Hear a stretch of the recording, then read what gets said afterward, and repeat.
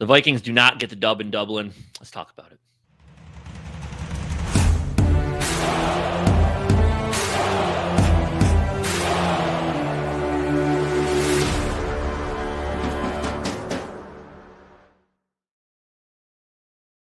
Happy, we'll call it morning Monday, Vikings fans. It is the day after a loss, which is always tough. It's a lot more difficult to jump on these streams and talk Vikings football after a loss like we had yesterday in Dublin, a game that you felt like had we played a little bit better, we could have been there. I mean, we ended up making a run at the end of the game, at least making it interesting. But at that, it did feel like it was just too little, too late to mount that big of a comeback.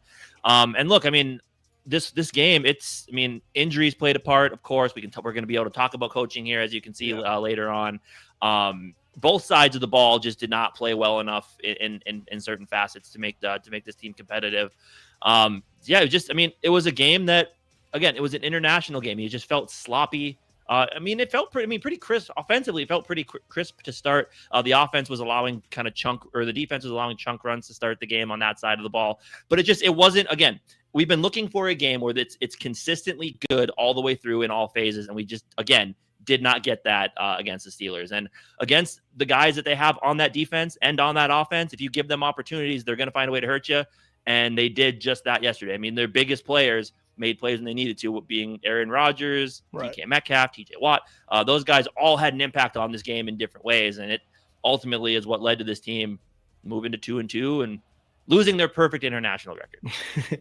Yeah, and giving Aaron Rodgers his first international W there. And it's crazy that we even had a shot to win this game. It sucks that we didn't get Will Reichard, Will the Thrill, his opportunity to win one for us. But, you like you said, it was sloppy. Even if we win this game, like, it's obvious, like, that was a sloppy game. You started off, and you're talking, like, defensively, we started off hot. I mean, Jalen Redmond comes in, gets a sack immediately, 3-0.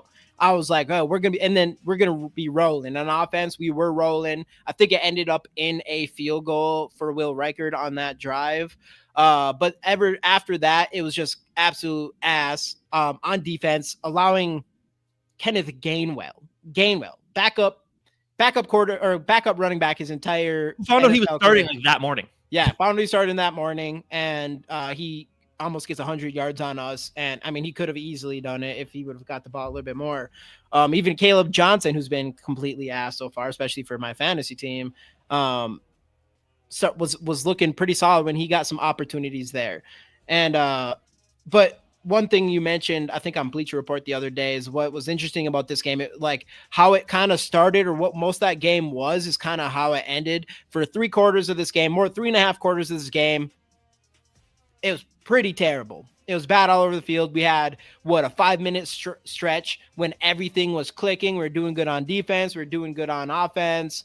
Going down, obviously, scoring some touchdowns. You get the Jordan Addison thing, obviously not ended up scoring, which for some reason, I've never seen a guy get an 80-yard, get that open, get an 80-yard catch and run, and then everybody's like talking shit about how he didn't score there. I'm like, what are you talking? He still got an 80-yard catch and run. Stop.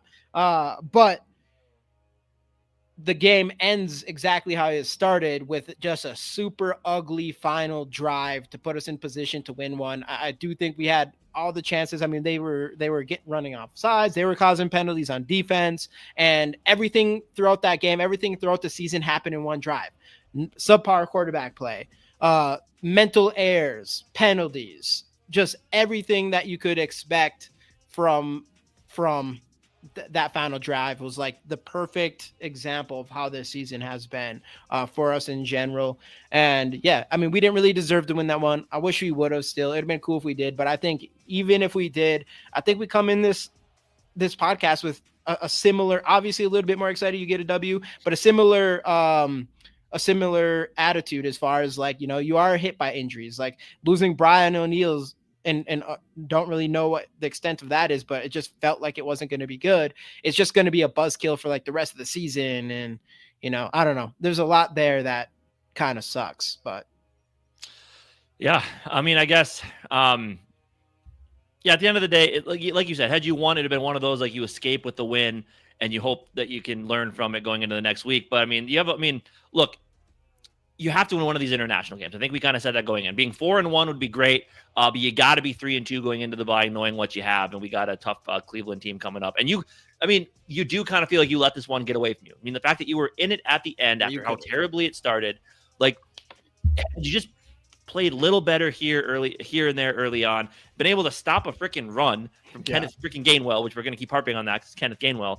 Like this game was there for the taking, especially early when you started off hot with, which, I guess we'll get into it later, but this game started off on offense the way that we've been asking for. Like, what did I text you? The first 6 plays involved Justin Jefferson and involved Jordan Mason, the way that it should, right?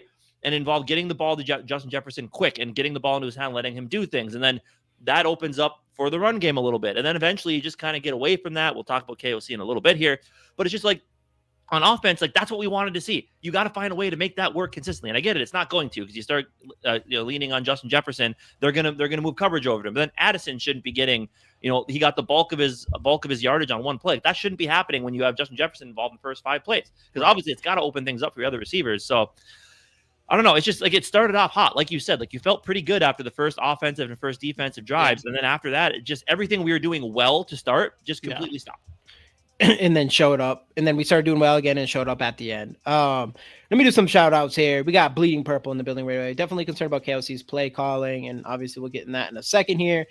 T-Bass, these are the best times to talk. Can always focus on the good things. Like JJ McCarthy, you're going to be healthy soon. You know what I'm saying? And my guy, Nick in the building, these fucking penalties, man. Yeah. The penalties, obviously, and that kind of can go in with KOC. Delton in the building, 1 and 7 on third down in the first half. Obviously, we can go in on Carson Wentz there a little bit. Which, what do you expect? He's a backup quarterback. School. Hey, what's going on, Dan? It's been a minute, dude. Welcome in. Norris, my guy. I see you here. Who else we got in here? I think we got it. This game had me heated as fuck, just soft as Carmen. You log on 80-yard touchdown. Yeah, that's crazy. That was crazy. That is soft. Frozen North, I see you here as well. Welcome in. So I guess we can just jump right into it. Kevin O'Connell. Obviously, Kevin O'Connell, go through Carson Wentz. We got to talk about these injuries. And then we'll I didn't really go crazy with studs and duds graphically, just because, it's kind of just a dud game. It's just mostly duds. But there's some guys that do need to be called out from a positive. Like T-Bass said, talk about some of the good things of this game. And there was a couple of them, but not a ton. But starting with Kevin O'Connell, I'll let you jump into him right away. And just obviously, everybody, it's the play calling, the penalties. Obviously, you're talking about coach of the year last year. Fans are against them, but jump right in. So look, starting off, I still love me some Kevin O'Connell. I still feel like he's an amazing coach. I feel like, I know he's a good offensive mind, but yes, you can question and I think the play calling isn't bad, but it's the fact that he's calling these plays with trying to call the same playbook with the dinged up offensive line when it's obviously not working, and a backup quarterback who one of his main issues has been holds on to the ball too long and makes some mistakes when he's under pressure. And guess what? We saw both of those happen yesterday. But I still do not believe Kevin. All the people ready to move on from Kevin O'Connell. I totally disagree. If you want to move on from him as a play caller, that's a conversation we've had for years, and I understand that one. But the only coach / manager in Minnesota that deserves to get fired did get fired today, and that is Rocco Baldelli of the Twins. and for that, Polads and Falvey, we thank you. But anyway, Kevin O'Connell, I still think he's the right man for this job, and I still think. Again, I think he's got the mindset for this offense, but yeah, it's just that's even kind of going back to the Josh Dobbs thing a couple years ago, where it's like you can't run the same offense you want to run with a quarterback that's been there for a week. And Josh Dobbs, that's what we tried to do, and we're kind of doing the same thing here, right? Where early on, the scripted plays, again, great. Justin Jefferson gets the ball quick, running the ball with Jordan Mason, picking up chunk yardage, and then you drive down. I don't think we got a touchdown on the first drive, did we? We got a field goal to start. Yeah, field goal. We didn't get a touchdown until kick the field goal early on, kind of a dud to the end of that drive, but things were working. And then that's the main concern. And then for some reason, after the scripted plays are done, that all kind of goes away. And then it's just kind of clunky, not a lot making, it doesn't make a ton of sense with there's no rhythm to his play calling. And then if you want to talk about the penalties, like I get it, like players, like the players are the ones out on the field, but a couple of these just stupid penalties. It's all discipline Yeah. stuff. And it goes back to last week, false starting at home 3 times. You can't do that.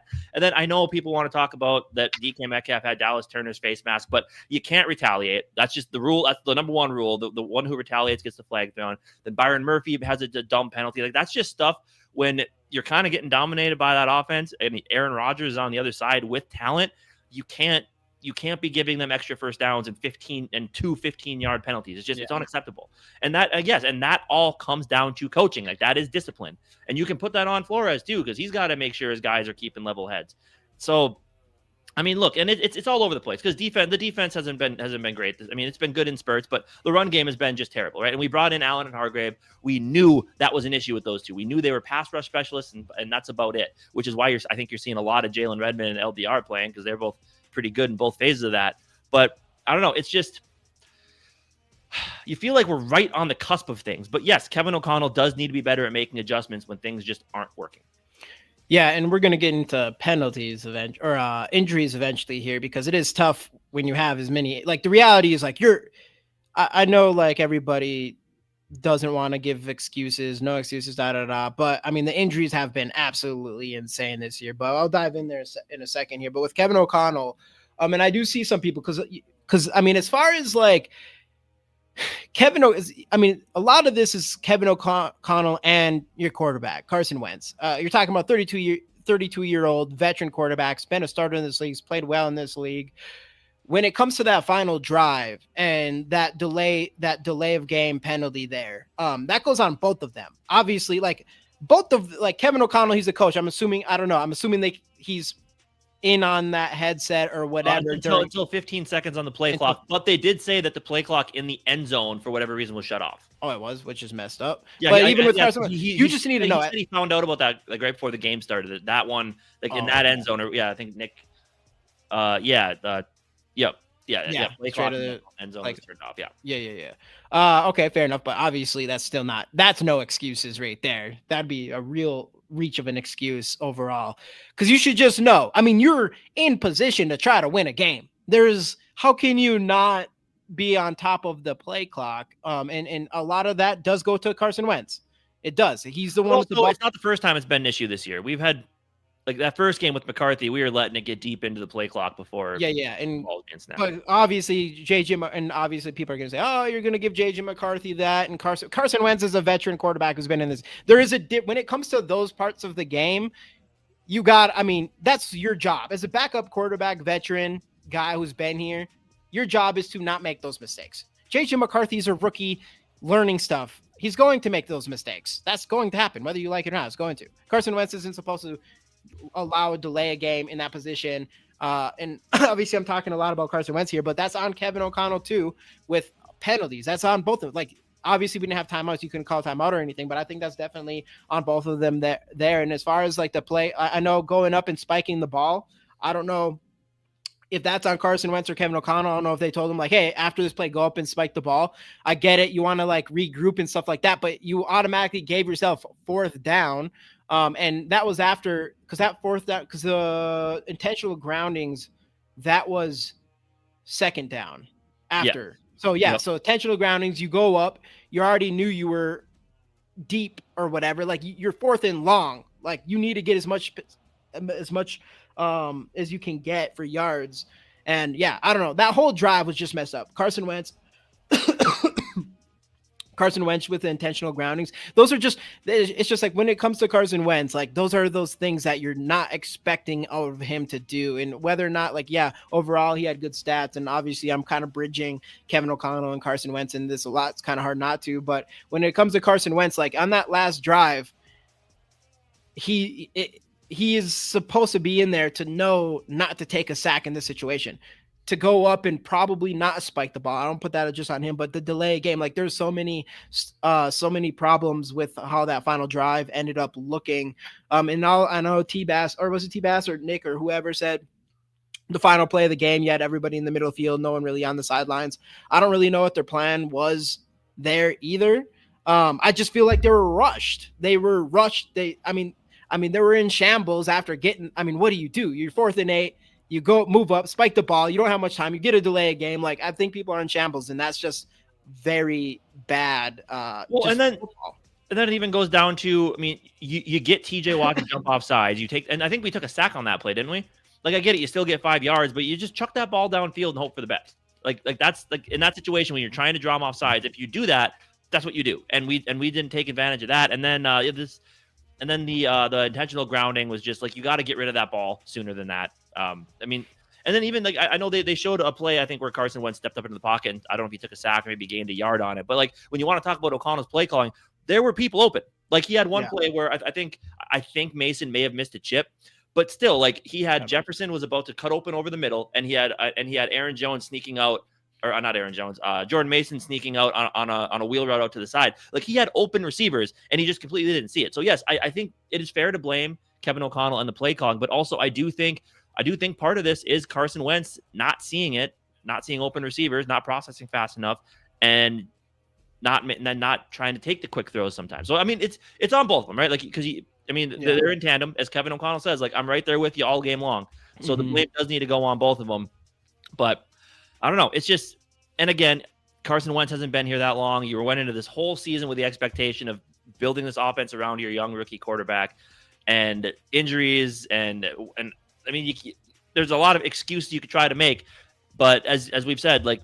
You put this team together, and you knew with the aging veterans you brought in that there might be some of this that could happen.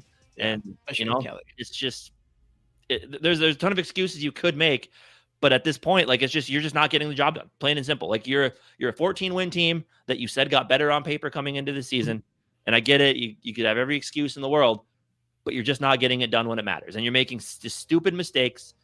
Mistakes that championship caliber teams don't make. And that's outside of Carson Wentz. That's your defense that we were super excited about this year, having just stupid penalties that extend drives for Aaron frickin' Rodgers on the other side, who still has some talent, and he's still Aaron Rodgers. So it's just, I don't know. You don't want to call it a disaster yet because it's 2-2, but everything we were excited about coming into the season has gone completely sideways on us to this point. Yeah, which I would blame on some injuries, but I don't want to hit on that yet because I'll hit on Kevin O'Connell once real quick too, because I'm in agree with you. Like this happens every single year where Kevin O'Connell comes in. He's not like, yeah, I get it. The play calling can be questionable at sometimes. Sometimes it can be good. He has games where his play calling looks what it is with Kevin O'Connell, what it literally is. And I've said this probably since the first year he was our coach, is that he just needs to play. He needs to come into every game like he's down by 20. And then his play calling is excellent. And just bringing back to that is like, it took us I know, it took him a long time. Like you had those injuries. He's still playing. He's still calling plays. Like there's no injuries on the offensive line or whatever, but it doesn't even matter because we just do not get into the middle of the field. These quick throws. And as soon as we did it on this podcast and on Bleacher Report, everywhere we've been, we had our keys to victories. Number 2 was get TJ Hawkinson the ball against this Steelers defense. And it took all the way until the fourth quarter when we were making our comeback that we finally got TJ Hawkinson involved. He ended up with four catches for 40 yards during that time. And we found a way to get on this defense. And this is something that we should be using all game long, something that Kevin O'Connell really doesn't do a lot throughout games unless he needs to, because we're trying to make a comeback. So I just don't like that's what he needs to figure out. He needs to just figure out a way to, I don't know, to go into a game and just have that mindset that we're already behind or something as far as that goes. But overall, I think he's a great coach. I'm not out for his head or anything like that. People say that all the time, and he's done, I think, great things with this team overall. And we'll kind of see what happens moving forward. As far as Carson Wentz, I'm not going to put a ton of stuff on Carson Wentz because he's a backup quarterback. We got him off the couch 3 weeks ago. And I know all the people who, for whatever reason, wants to see JJ fail or give him no time, like these biased for a young quarterback to come in and play 2 weeks, which is completely unlogical pretty much in any facet of anything, to give a quarterback 2 weeks and call him a bust afterwards. And all of a sudden it was like they want Carson Wentz to be the guy. And I wasn't against Carson Wentz being the guy if he would have to have made this team a Super Bowl contender. Is not what people were hoping. He did some stuff with the stats. The stats look better. You can argue all that kind of stuff, but at the end of the day, he looks like a backup quarterback out there, and it was no more apparent than that final drive in this game. And that's just is what it is when it comes to Carson Wentz. Yeah, like he's a backup quarterback. And I guess kind of going back to coaching a little bit too, like I understand there's a lot of people who said like, last year, why don't we just get rid of O'Connell and move Flores up to head coach? Flores also, you want to talk about being able to adjust. Like he's not the best at it either. Like in this, like the big thing with like his defense is predicated on getting pressure, right? But you went up against Aaron Rodgers, who always had a quick release, and he's played you before, so he knows what Brian Flores defenses want to do. And him and Arthur Smith had a great plan for that, as we saw on the Metcalf touchdown. Like they did what Kevin O'Connell should have done, but this has been one of my main complaints with Flores. Like when the blitz doesn't work, or when teams plan against the blitz just to get the ball out quicker, he doesn't. I mean, the defense doesn't change, right? And the inability to stop the run. I mean, it's been an issue all year long, outside of the Bengals game. But I don't count that for anything because the Bengals offensive line and run game has been garbage all year long. But like Flores isn't the best at adjusting to what the other team is doing either. So I mean, it's kind of a coaching thing from top to bottom. And look, like, and yeah, people talking about, and it really does come down to coaching. The whole thing, penalties on both sides of the ball. Flores, Kevin O'Connell, both of these guys, as respected as they are, you got to be better at keeping your players disciplined, and it's just not happening. It's just there's too many stupid mistakes and gaffes going on for this team to be. And we're lucky we came back and made this game interesting. But at the end of the day, making it interesting in the fourth quarter doesn't matter because there's a chance it didn't have to come down to that point if you just played more consistent all game long and did something against the damn run. Kenneth Gainwell, again, 99 yards, 2 scores. Like, it's just, I don't know. Yeah, you love Flores for the aggressiveness, especially. And I think the thing with Flores, he came in after what we saw with Donatel, and so Flores felt like a breath of fresh air. But you can say Flores. I mean, if you want to say O'Connell's kind of a one-trick pony with his 7-step drop deep shots, like long developing plays, you can say Flores is the same way. And he's a one-trick pony. If he can't blitz, he doesn't really seem to know how to adjust to that. Yeah, and that can. I'm not like I think overall Flores brings so much. I can't. He's like not every defensive coordinator out here is coming and having a great play calling game every single game. I do think Brian Flores mostly is really good. I do think the unfortunate thing with this year is we just can't stop the runs with our front guys. We brought some guys that can kind of bring some pressure. You traded Harrison Phillips, the best run defender you had on this defensive line. I do think that is part of the problem there too. Obviously, I would say Flores did not have a good game changing things up in this one. I would say, especially in the run game, and Flores does have some problems with that, but I think mostly, and same with Kevin O'Connell, I think mostly that everything is great. And I do want to bring this up because I saw Norris, and I know like no excuses, it all falls on him. Fair enough.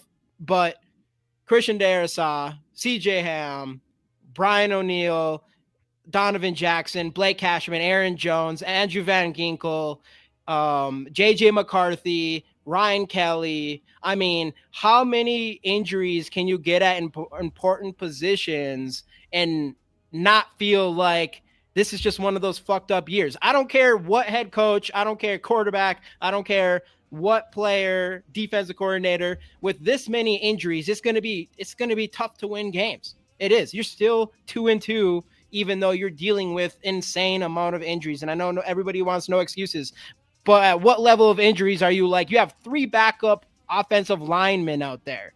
What do you expect to happen?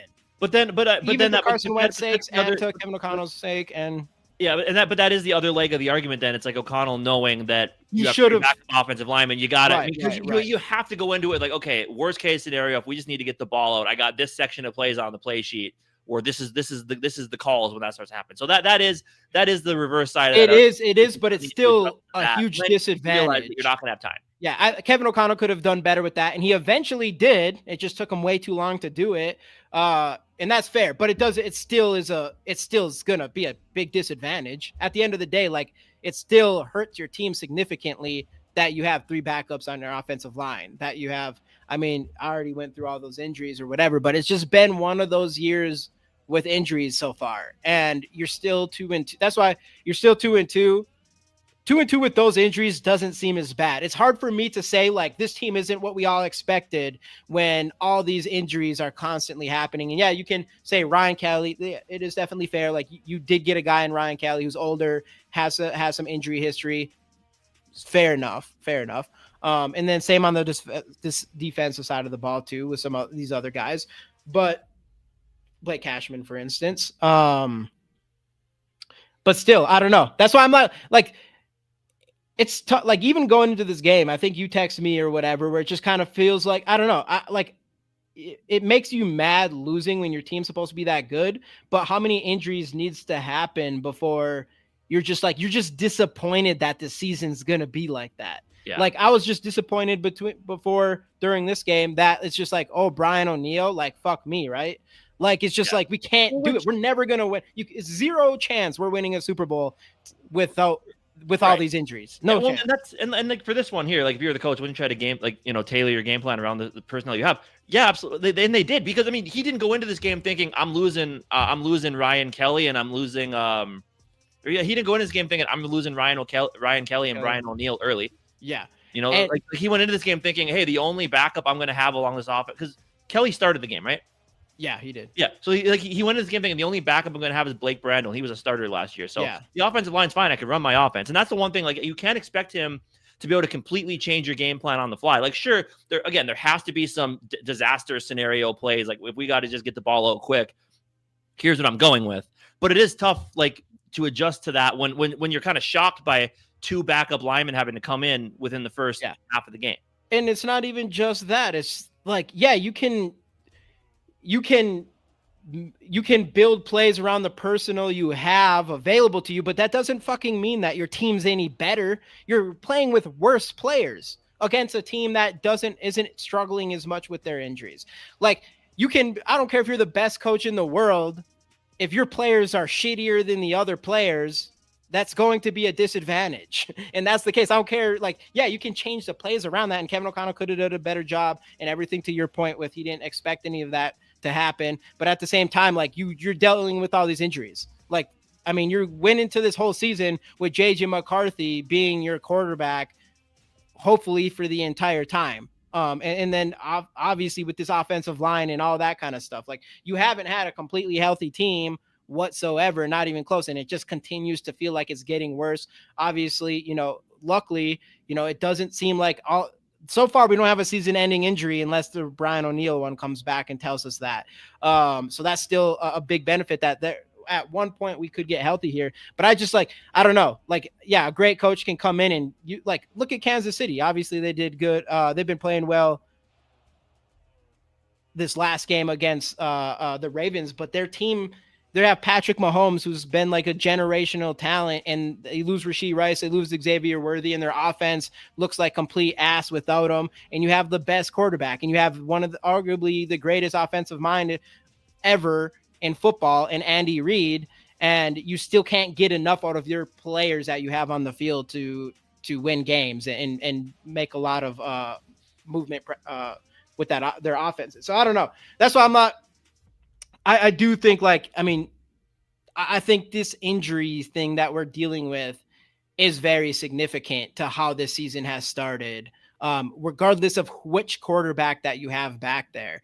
And I know that's everyone's saying with JJ McCarthy and now with Carson Wentz. And I do think that's fair for both of them, that this season was not what we were expecting from an offensive line side of things. Right. And again, when it comes to his play calling, like there were clips out there that there were some plays that Wentz had open. He just didn't take the open receivers, or either didn't see him or was just locked in. Because I think they even mentioned that during the broadcast yesterday. There was a pass that was batted down where it's like Wentz was staring down that receiver the whole time. Like again, he hasn't been here long enough. He doesn't know the offense all that well at this point. I think there's a point where it's fair to say he's probably not processing the offense as quick as someone who had been here a little bit longer would have. So I think yes. Again, the play calling, long development, I get that, but I'm sure that there's proof out there on Twitter that there were some guys open that he just didn't see, and he had plenty of time to throw it. So, and Norris, this is still a good point. Like you should change. He should have changed it earlier. That was a mistake by Kevin O'Connell, but it still doesn't. like to Casey's point, like you don't expect these to happen, and you definitely like anybody. If your team's really injured and some of your best players are hurt, you're going to be hurting no matter what. Like it's hard for me to put. It's just hard for me to. I do put kind of a lot on the injuries this year for a lot of the reasons why things aren't going the way we were hoping, and it's hard for me not to because they've been pretty significant up to this point as far as like the talent that's not on the field anymore. And that doesn't mean that Kevin O'Connell shouldn't do better when that does happen. Every coach should learn that, but it doesn't mean every coach is coming in, making those adjustments and then just winning games against teams that aren't having the same problems. Like every coach should make adjustments, but it doesn't mean like your teams has enough talent to do that now with all the injuries. But yeah, that's why when it comes to injuries, it just sucks. I think that's like the biggest buzzkill thing for me this season is the injuries. And, you know, you talk about the offensive line, which is literally the injuries. If that offensive line was completely healthy, I think we have a fucking good ass offensive line for sure. And look, and we can complain about this all we want. We can bitch and moan about it. Kevin O'Connell and Kwesi are in the first year of their extensions or the last year. No, they're in like the last year of their actual contract. They still have their extensions added onto this. I think it's safe to say they're not going anywhere. Now, does that mean that we can't? I mean, obviously, yes, you can be critical. You can want changes. I understand that. Let's hope we see some of that. But at the same time, like, this is kind of what we're riding with. The J.J. McCarthy, Kevin O'Connell, Kwesi. I think they're all kind of tied at the hip right now. And as frustrated as we are, we know that team is 10 times more frustrated than that. So I trust O'Connell, probably knowing that he's going to be at least this week short O'Neal, short Ryan Kelly, and short Donovan Jackson. He knows what he's going to have this week. Yeah. And you're going up against a damn good Browns defense. We know that. I fully trust O'Connell to make the necessary changes this week and get us back in the win column, getting out of London and going back home. So, like, we can, I mean, again, this is this is what we should be doing. You got to be nitpicky. You got to be looking at all the things that went wrong, and you got to want changes, but realize, like, this core is here to stay for probably at least the next 3 seasons. Yeah, which with all these complaints, you gotta hope it gets better. Yeah, and I trust we have the right coaching staff and players on this roster to do so, because you have one of the best players in the league in freaking Justin Jefferson, and yeah, his spirits are still up. So I don't know. Yeah. I trust him to get the ship righted. I really do. And the injuries eventually, it's going to come back around again. We'll hopefully after the bye, and that's a good thing. You have one more week and the bye week. Yeah, I think at that point you're going to see this team get quite a bit healthier and hopefully get back to closer to full strength at that Philly game. Yeah, I think I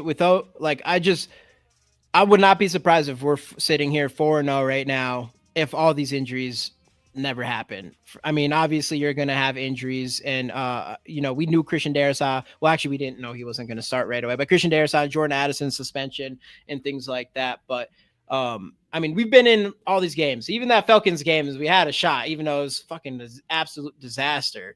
So I'm like, that's why I'm like, I do want like all these complaints or whatever, but in my mind, I'm still sitting here like I just want to see us be healthy, and then I can talk shit about what's going on here, because I get like even Kevin O'Connell changing things up on the offense with knowing that you do have those 3 injuries on the offensive line. But I'm like, that's still just, you have 3 injuries on the offensive line. That fucking sucks.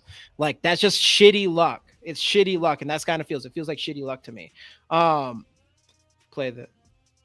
Yeah. Well, that's what people want to play the if game, but it is what it is. What else am I going to do? Like, I don't want to play the if or whatever, then I mean, then it's just like we just accept that our team's gonna suck until people are healthy. That's what it is.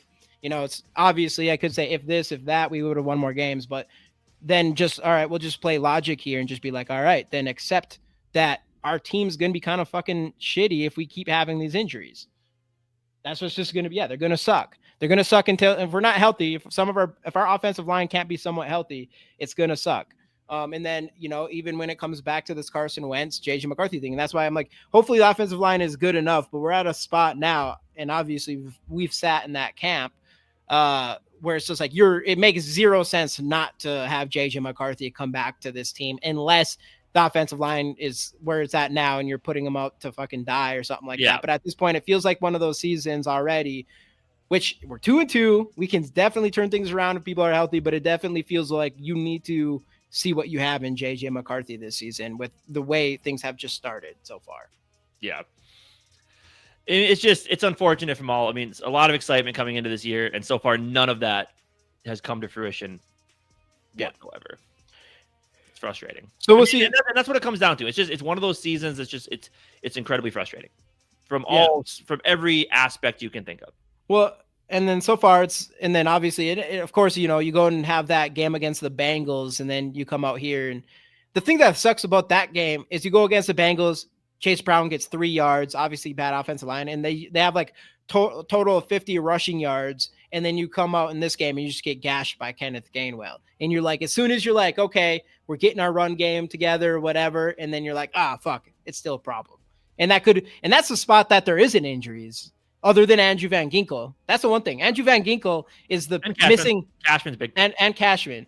But Andrew Van Ginkel is the missing key kind of piece to like the player that's been out on the games that we've gotten gashed for the most yards, I guess is what I'm saying. Yeah. I miss Andrew Van Ginkel. That's another big one there. I really thought our offensive line would be our strength, but that does, again, it comes down to injuries. I think if they're all healthy, obviously it is the if game, and I am saying I think, but it's fair to say if we are healthy, if our offensive line was completely healthy, I don't think we're sitting here talking about how our offensive line sucks. Definitely not to the same extent. It's just logic. Of course it's going to fucking suck when you have 3 backups. Yeah. They're backups. Yeah. Yeah, I mean, with Cal, I wouldn't be surprised if he ends up on IR. I mean, at the very least, give him a month to just get his head right, literally. Yeah. I mean, which even then I'm like 2 back-to-back concussions at his age. That's rough. That's rough. Yeah. So, I mean, it is what it is at this point, but this is kind of what we got. We got to live with it and just hope that we can adjust until we get healthy, and hope by then, if you're still within shot of playoffs, make a run. Yeah. But you're not, obviously that last drive is fucking stupid. We had a chance to win with all these injuries. We had an opportunity to tie or win the game with that final drive. And we're down by 3. So tie, yeah. So that's like, there's an opportunity there. So you have a kicker.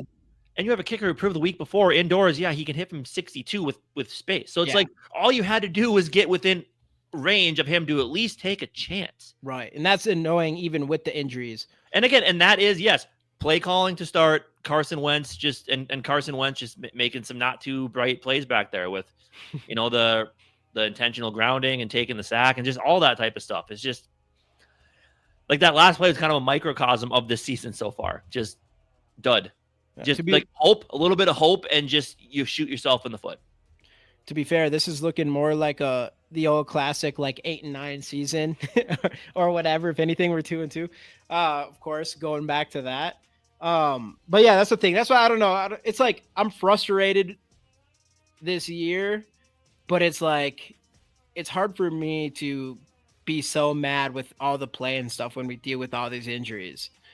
For me, in my own head, like other than that, like the final drive, I get it. Some stuff, it is annoying. You have an opportunity to win this game, but for me, I'm like, the buzzkill starts with me when you see Brian O'Neill go down, and you're like, what the fuck? Yeah, I don't know. That's just what it is for me. It's just like, it just feels like it's just one of those years. But I think for people that want to see the adjustments from O'Connell, I think this week is going to be a huge week for that, because especially knowing what you're going to have on your offensive line, you have to adjust.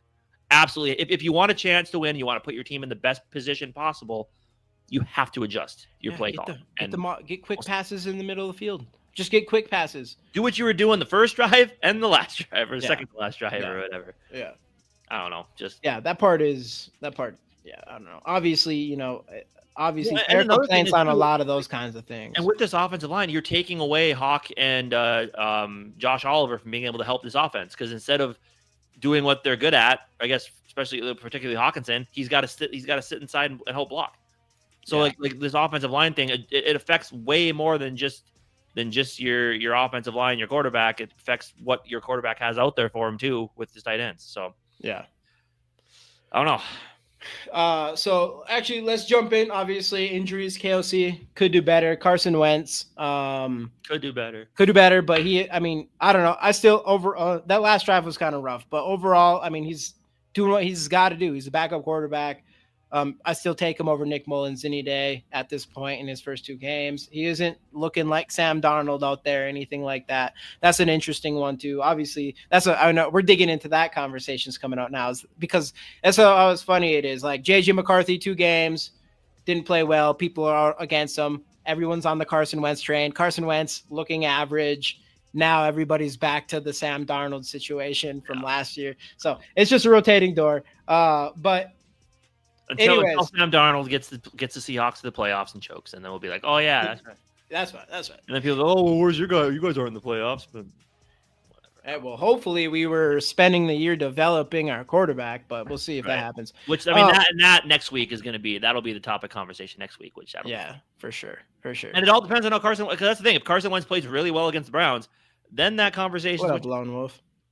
And that is one thing. And that's Kevin O'Connell. You can say about a Kevin O'Connell coach team is that they always find a way to keep themselves in it. The guy, they do. You can more than anybody bitch about his play calling and his play development. You can bitch about all that, but as a head coach leader, I don't think there's many that are better.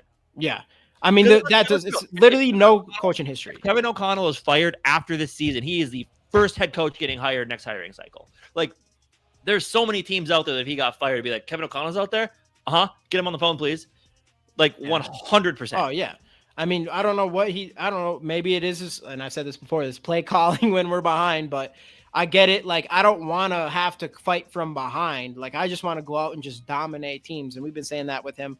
But having a guy when things aren't going good, and we always, like, every game, it always feels like you have a chance. Even like the Steelers, it got to a point where I was like still saying like we still win these, and I'm like now I'm starting to kind of joke, but we almost still won, or we definitely had an opportunity to win, and that's something that Kevin O'Connell does. And I don't care if you say, I know people are even saying Zimmer over Kevin O'Connell and stuff like that. I'm like, nobody's doing that. There's never been a coach ever close to making as many comebacks as Kevin O'Connell has done in his little bit of career, but he's not going anywhere. There's only just a handful of people who just want to fire Kevin O'Connell every week of every year. And again, and you should be, yes, you can come out. I mean, obviously, come out here and say he needs to be better because he does. That's not false. Yeah. Especially if he wants to be the head coach, play caller, you got to be better at calling plays and putting your team in more advantageous situations. But we have seen this offense be brilliant before. Like, last year people were complaining about his play calling, and Darnold had 4,500 yards and 30 and we were winning like every game. Yeah, so it's like we've seen the genius. But yes, it is adjusting when you know you need to adjust all with the injuries. Like, okay, well, yeah, if you can't hold a pass rush, then yeah, you need to adjust that. And that has been something, yes, you can say he hasn't been able to always do. And then, I mean, back in the past, too, there was always like those lulls after the scripted plays, and then we'd come back and win it at the end. So, yeah, you can say it needs to be more consistent, and he needs to make better adjustments for sure. There's no question about that. But what coach can you think of doesn't? Like, everyone wants to give all these flowers to Matt LaFleur. That team almost blew that game last night with their mismanagement of the end of the fourth. Right, they're lucky they tied.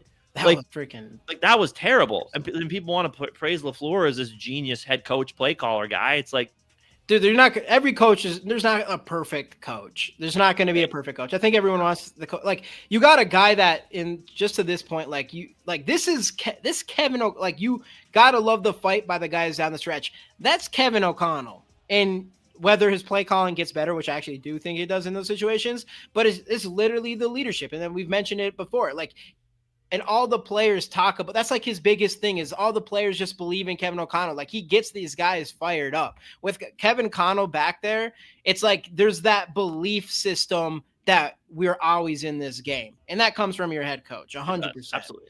And that's the difference of Kevin O'Connell and every coach in the NFL. Obviously, you don't, I don't know. We need to start out there's obviously, we've mentioned it a million times.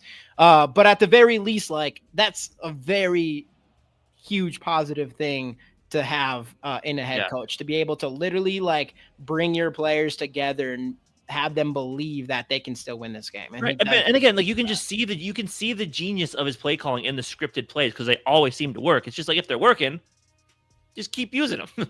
Just keep using that type of game, those type of play calls. And then obviously when the defense adjusts, you adjust, whatever. But we're sitting here freaking on the internet talking about this, where he's the guy behind the mic, he's the coach. I trust him fully to get it figured out. Yeah. But yeah, this is what I like right here. So it's early, we can correct. The reality is, obviously, again, back to the injuries, it just feels like one of those shit years. But outside of Brian O'Neill, because we haven't heard yet. Yeah. But this one, have you ever noticed though, when Kwesi and Kevin O'Connell do a press conference together, Kevin O'Connell always leads. Lone Wolf, I love you. Thanks for hopping in. Thanks for joining us on our live streams. But I do disagree with that. I think they put a lot more on Kevin O'Connell than we might know from, kind of behind the scenes. Because again, every time that they have a press conference together, Kevin O'Connell is always the one who's talking first and kind of leading the conversations. Yeah, I mean, Kevin O'Connell's. I don't think he's making the decisions of like the person. Well, no. But I think there's more on his shoulders behind this. I mean, he's obviously the be-all. The players have all talked about how great.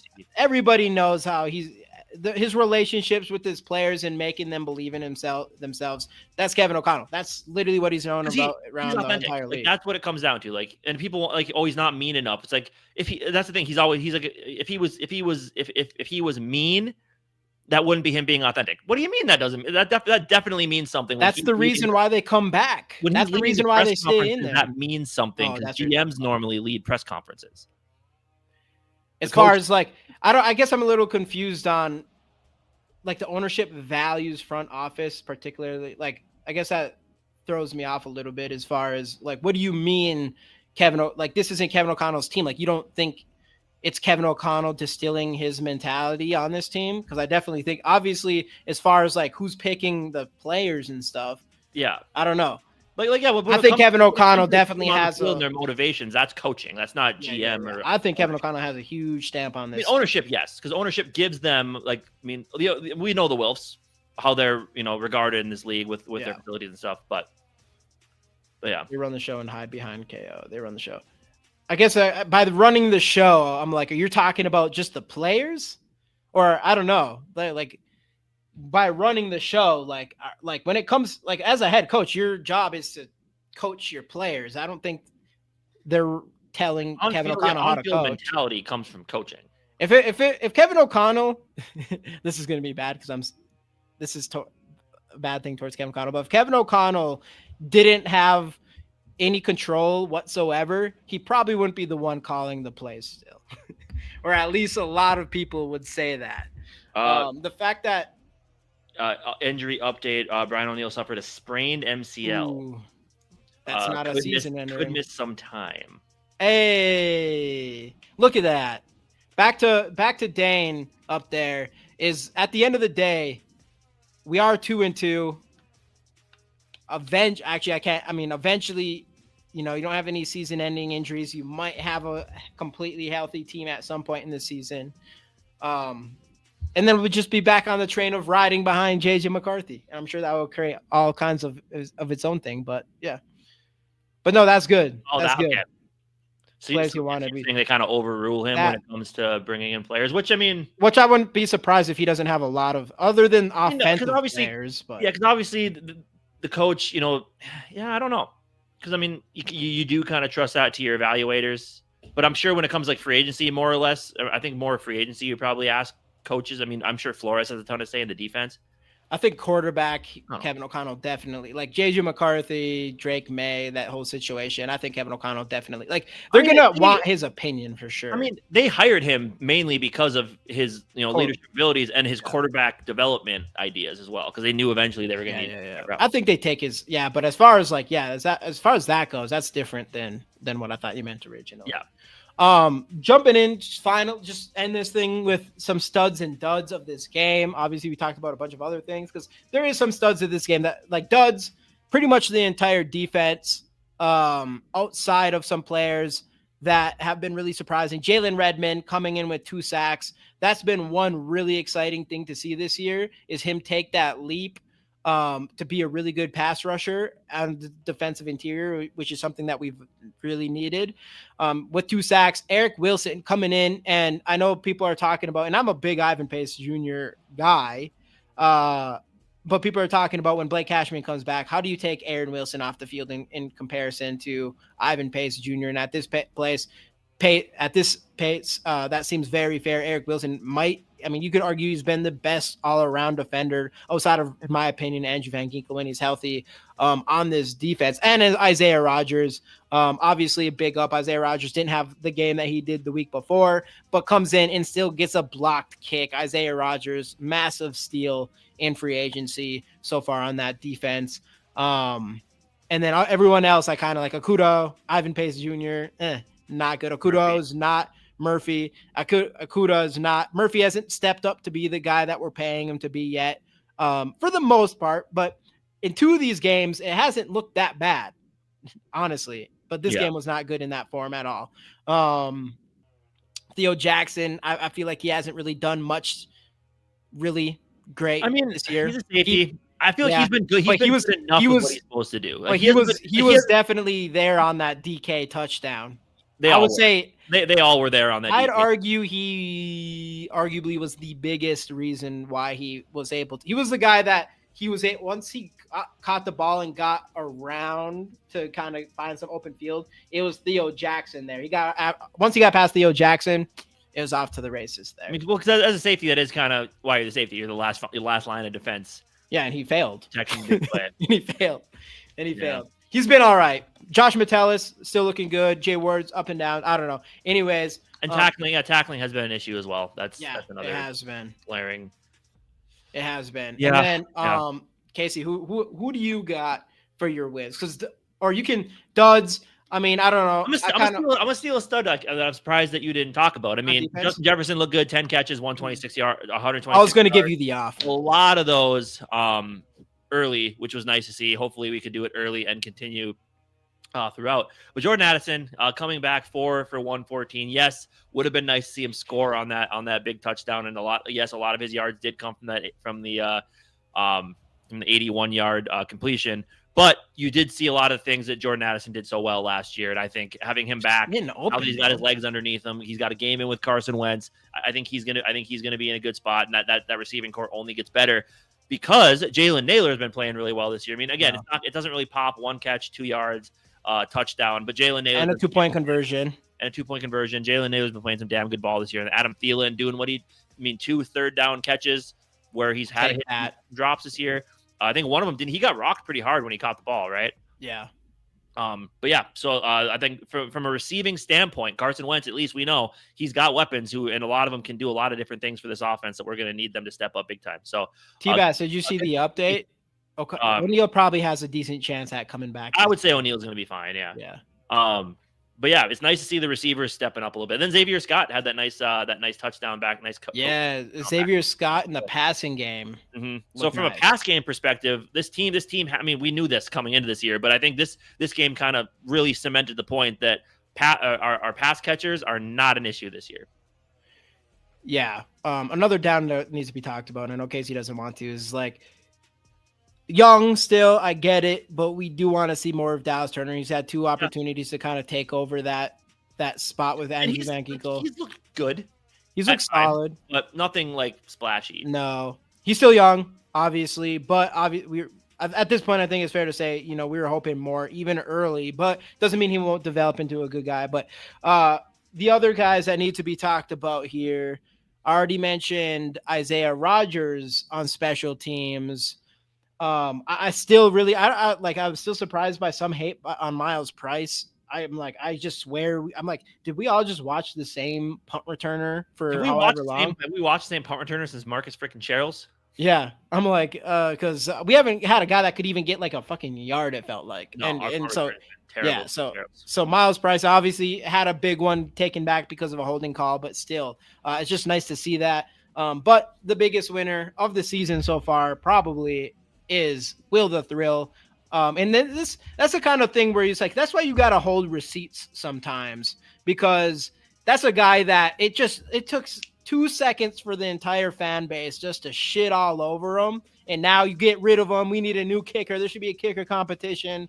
all throughout the offseason for him to not miss a single kick, including hitting that 62er and probably hits that game winner. That's ifs, so I get it. But he's been on fire. And a 59-yarder at Soldier Field, tying the longest field goal in Soldier Field history. Like, yeah, exactly. And he Dude, owns five of the 6 longest kicks in Vikings history. Yeah, and then Ryan Wright has been the roller coaster. He's had some good punts, had some bad punts. And he's kind of been like that. Whatever. Yeah. But that's it. Guys like Will Reichert is why you just can't, like, it's so easy for people. I don't get it. I don't know. Sometimes it's crazy. It happens every time, but you got to believe in some of these players to turn out, you know? But I guess outside of that, like, not a lot. Dud was losing like that. It was mostly duds. Kevin O'Connell, dud. Carson Wentz, mostly a dud, I would say. I don't know. That last drive just kind of was that dud for me.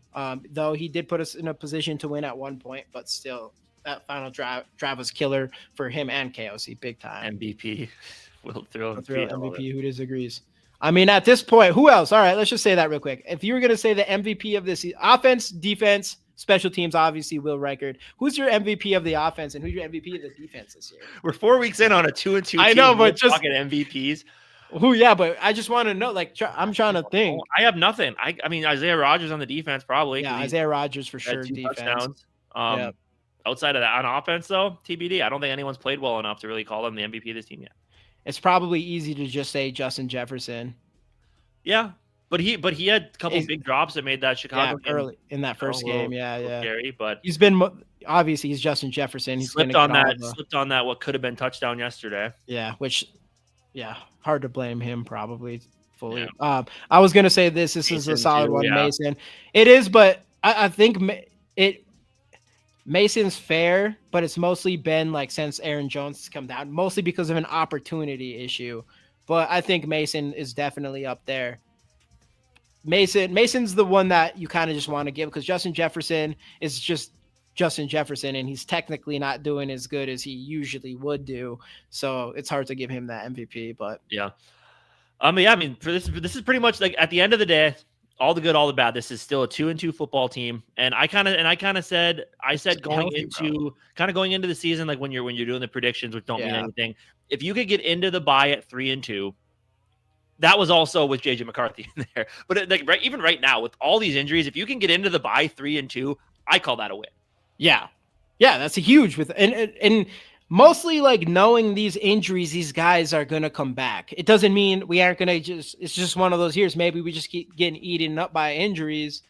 But at the same time, like the fact that nobody is getting out for the year other than Kelly. I mean, Kelly would be wise to, but Tua didn't. Tua should have retired and he came back the same year. So I don't know. I could see if Kelly's a competitor, I wouldn't be surprised if he comes back. So that's a positive thing. Like we're 2-2. There is, a chance. What's a rainbow quote on that? Like something over the rainbow. I don't know. I forget what the quote was. Something on the other side of the rainbow. I don't know. I wanted to do something with Ireland or something like that, but I totally miss it. What is anyway? It? God. So anyway, yeah, Vikings are 2-2, and well, I mean, we'll talk about this a lot more on Thursday, but it doesn't get any easier. I mean, you have a defense that held the Packers 2 weeks ago. You got Myles Garrett, who I'm sure they're going to find ways to get him on Justin School on the right side. Because it sounds like O'Neal's probably going to be out for at least a couple weeks. And that offense, I mean, we're not good against the runs, and they got Quinshon Judkins, and Judkins has been a kind of a workhorse for them, especially as they work through the quarterback situation, which it sounds like they may be making a switch to Dylan Gabriel. I mean, that the door is left open for that by Stefanski. But, I don't know. You don't want to – I mean, it's week 5. I get it. But this does feel like kind of a must-win because after that bye, you're going to get a little bit healthier. So – and things are going to get tougher too. For sure. So, I don't know. We'll see. But yeah. But like Dane said, move on. I mean, you got to keep moving. I mean, you're where you're at. This team still has a ton of talent that can't be denied. I feel like the leadership is in the right spot. It's just, you got both sides of the ball. You got, as coaching staff's got to adjust, players got to play better. You got to be able to overcome these injuries if you want to get through them and leave yourself a realistic shot at making a run middle 10 of the season. Yeah, and with this, I think the only hope there is that things when you have Cashman back and Van Ginkel back, that can help with the run game. Otherwise, that's one that could be a consistently, even if you're completely healthy, consistently bad thing on this team. Like, yeah, because obviously, like, our defensive line has been completely healthy this entire time. How do you like my positive video? My positive video, your positive take on McCarthy? I agree, dude. That's what we need more, T-Bass. I like it. Keep bringing the. Let's hope JJ McCarthy's the guy, because we know Wentz isn't. So instead of bashing JJ McCarthy, I think we should at least hope he's good. Yeah, I mean, especially if this season's gonna, if we're gonna miss the playoffs, you at least want to know that you have the right guy at quarterback. And if he's not, give it 3 more years, draft Drake Lindsay out of Minnesota, and just keep rising. Yeah, that's Plan B. Plan B is Drake Lindsay. That's the call. Yep. We'll see though. But anyway, anything else?